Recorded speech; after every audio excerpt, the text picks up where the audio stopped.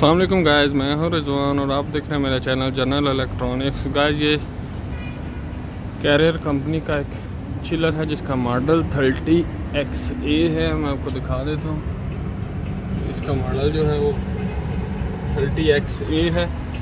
तो इसमें थोड़े दिन पहले अलार्म आया हुआ था।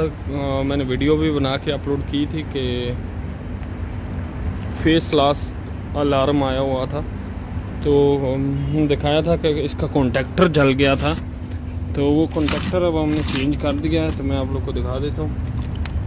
ये देखिए, कॉन्टैक्टर बिल्कुल जल चुका हुआ है। एक साइड से सही है। तो सीमेंट का ये कॉन्टैक्टर है, 140 एम्पेयर का है। तो ये जल गया था, देख सकते हैं। इसकी एक लेग बिल्कुल जल चुकी है।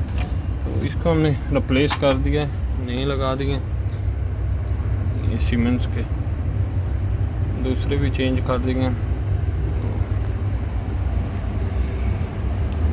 Face loss